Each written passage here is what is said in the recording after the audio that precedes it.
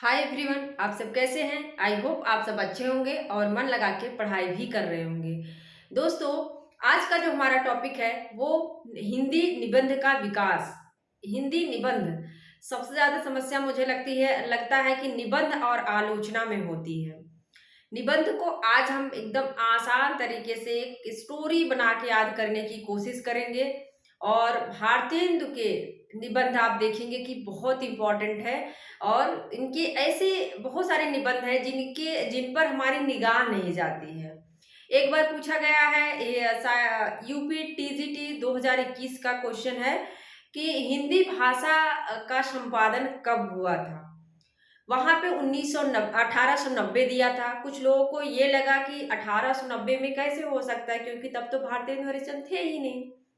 लेकिन ऐसा नहीं होता है। जब कोई लेखक या राइटर है, जब कोई एक्सपायर कर जाता है या उसका स्वर्गवास हो जाता है, उसके बाद भी उसकी रचनाएं संपादित हो सकती हैं और होती हैं। तो उस समय 1890 उसका समय है, वही माना भी गया था। तो इस तरह से आप अपने दिमाग से कुछ मत सोच लिया करिए कि नहीं, जो है 1890 नहीं हो सकता है। तो हिंदी भाषा इनका एक निबंध है। इसको आप लोग अपने दिमाग में बैठा लीजिए, हिंदी भाषा। इसके बाद नाटक भी पूछा जाता है। जो पहला निबंध इनका माना जाता है नाटक है। कहते हैं कि नाटक, नाम तो नाटक है, लेकिन इसकी जो विधा है, पूछ सकता है तो विधा इसकी जो है निबंध है। क्या है? निबंध है। अभी जो है हायर के एग्जाम में पूछा गया था कि सबसे पहले भारतेंदु हरिश्चंद्र ने किस पर लिखना शुरू किया, पहले कौन सी विधा में लेखनी चलाई। उपन्यास, नाटक, कहानी पूछा गया। तो उसमें क्या था, सबसे पहले उन्होंने नाटक पे अपनी विधा चलाई। सबसे पहले उन्होंने क्या किया, नाटक लिखना शुरू किया। और अगर हम देखें कि हिंदी निबंध का विकास, वैसे हिंदी यूरोप में निबंध का जनक अगर देखें तो कौन है। यूरोप में हिंदी के जो जनक हैं मानतेन है। फ्रेंच विद्वान है कौन, मानतेन है। लेकिन अंग्रेजी साहित्य में हिंदी के जो निबंध, अंग्रेजी साहित्य के जो जन्मदाता हैं, अंग्रेजी साहित्य में निबंध के जन्मदाता जो हैं वो लॉर्ड बेकन को माना जाता है। याद रखिएगा किसको, लॉर्ड बेकन को अंग्रेजी के लिए माना जाता है। लेकिन यूरोप में देखा जाए निबंध का जो जनक है वो कौन है, तो मानतेन है। ठीक है। भारतेंदु हरिश्चंद्र को रामचंद्र शुक्ल जो है मानते हैं कि ये प्रथम निबंधकार है। क्या है? प्रथम निबंधकार है। याद रख लीजिएगा, पूछ सकता है कि रामचंद्र शुक्ल ने किसे प्रथम निबंधकार माना है, तो वो भारतेंदु हरिश्चंद्र को मानते हैं। बाल कृष्ण भट्ट को कौन मानता है, पूछ सकता है। तो बाल कृष्ण भट्ट को लक्ष्मी सागर वार्ष्णेय, याद रख लीजिए। बाल कृष्ण भट्ट कौन है, जिसको रामचंद्र शुक्ल इनको स्टील की संज्ञा देते हैं। किसने माना है, तो लक्ष्मी सागर वार्ष्णेय। कौन है? लक्ष्मी सागर वार्ष्णेय जो है इनको प्रथम निबंधकार मानते हैं। ठीक है। और इन्हें स्टील भी कहा जाता है।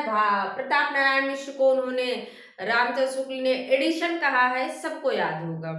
और भारतेंदु हरिश्चंद्र के जो इतने सारे निबंध हमने लिखे हैं, आइए उसको एकदम आसान तरीके से याद करते हैं। कश्मीर सुषमा है, उदय पूर्वोदय, कालचक्र, बादशाह दर्पण, लेवी प्राण लेवी, तदीय सर्वस्व, जाति संगीत, नाटकों का इतिहास, वैद्यनाथ की यात्रा, स्वर्ग में विचार, सभा का अधिवेशन, पांचवें पैगंबर, वैष्णव और भारतवर्ष। पहले इतने निबंधों को याद करते हैं।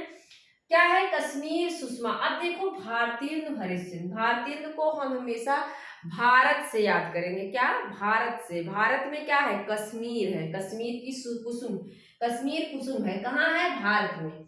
और वहीं से देखेंगे कि पहाड़ों से ही क्या होता है, सूर्योदय हो रहा है। मतलब क्या हो रहा है?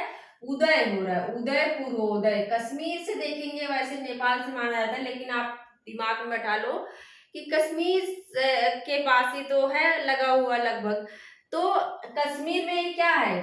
कश्मीर उदय पूर्वोदय होता है। और काल चक्र, काल का चक्र जो है शुरू हो जाता है जब उदय हो जाता है, सूर्योदय हो जाता है। तब देखेंगे कि काल का चक्र शुरू हो जाएगा, मतलब काम करने का चक्र शुरू हो जाएगा। सुबह उठेंगे सब लोग, अपना काम करेंगे, इसके बाद जिसको बाहर जाना है वो बाहर का काम करेगा, जिसको घर में करना है वो घर का काम करेगा। तो जब उदय हो गया तो सब लोग अपना काल चक्र शुरू कर देते हैं, और इसके बाद पहले उठ के क्या करेंगे, काल चक्र जब शुरू होगा तो दर्पण में भी देखते हैं। जब सुबह उठते हैं, बहुत सारे लोग हैं देखो अपने आप को शीशे में देखते हैं, दर्पण में, कि सब ठीक है ना। कभी कभी होता है, हम लोग बचपन में थे तो सुबह उठते थे, देखते थे एक आंख सूजी है, कभी देख लिए कि इधर ऐसे सूज गया है।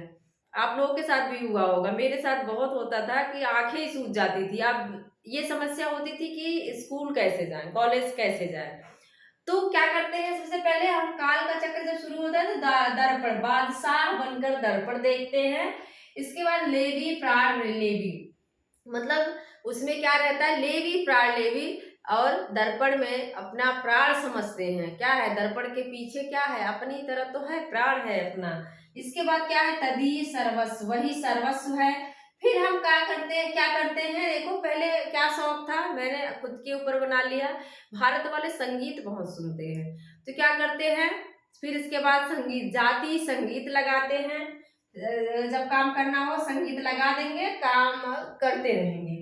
और जाति संगीत में क्या है, नाटकों का इतिहास दिखाया जाता है। जब जाति संगीत संगीत आप सुनोगे तो उसमें हीर रांझा, लैला मजनू, बहुत सारे ऐसे उदाहरण दिए जाते हैं। तो नाटकों का इतिहास आपको सुनाई देगा संगीत में। और बैद्यनाथ की जब यात्रा पे जाएंगे तब भी वो भी नाटकों का इतिहास ही है, समझ लो, वो भी क्या है, जाति संगीत है। और बैद्यनाथ के बाद स्वर्ग में विचार सभा का अधिवेशन। बैद्यनाथ कैसा है, जो बैद्यनाथ जाता है कहते हैं कि वो स्वर्ग उसको प्राप्त होता है।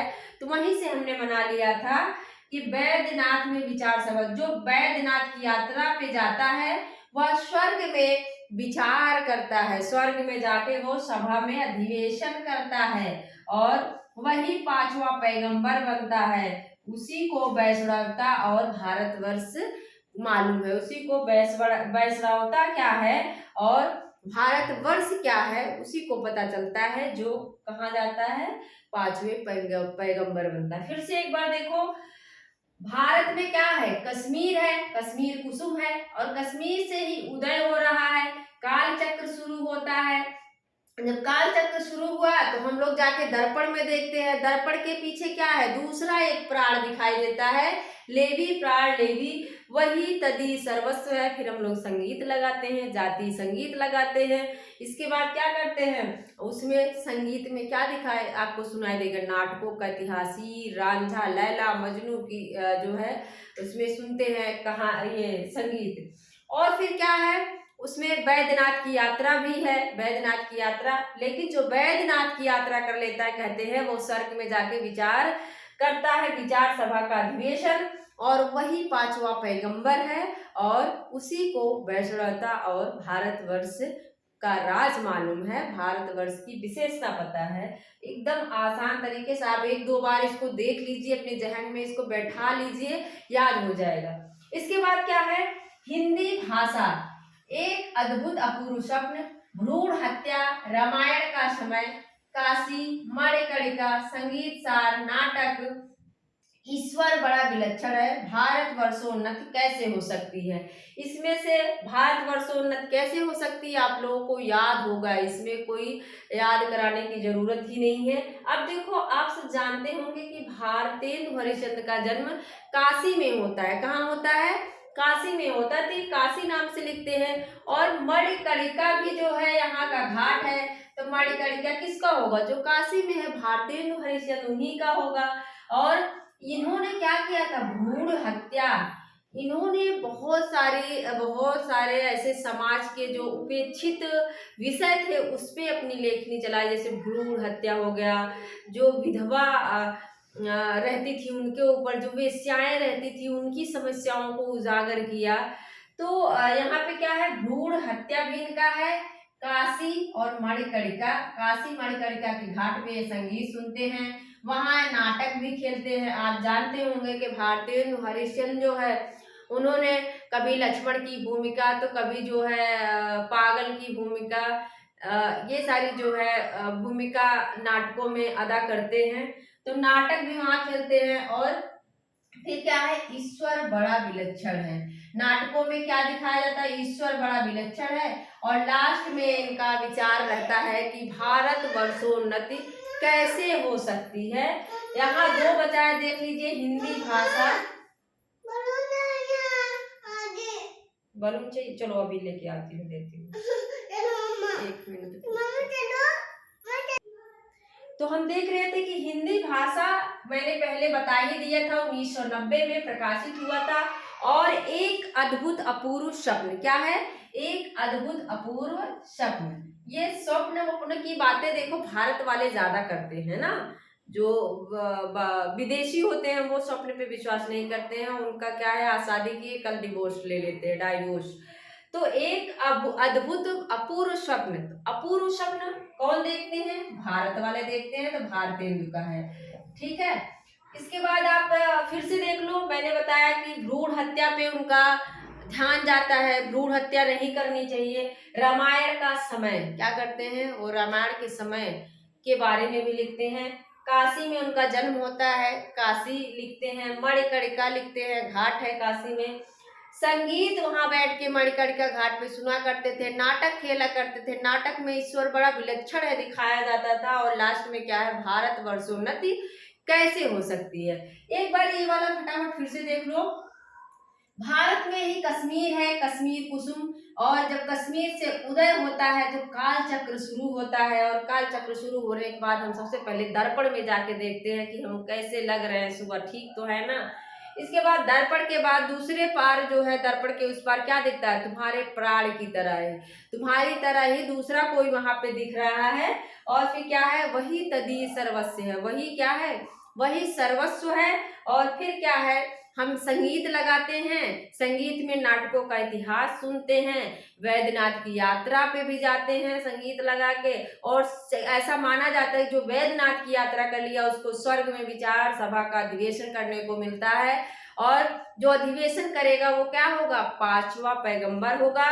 और इसके बाद वही क्या है, वैष्णवता है, वही भारत वर्ष है। तो दोस्तों मुझे लगता है कि भारतेंदु के नाटकों को याद करने में समस्या नहीं होनी चाहिए, आप लोगों को याद हो गया होगा। और मेरा पूरा वीडियो देखने के लिए आपका बहुत बहुत धन्यवाद। अगर चैनल पर नए हैं तो चैनल को सब्सक्राइब शेयर लाइक जरूर कर दीजिएगा दोस्तों। मिलते हैं अगले वीडियो में, थैंक यू।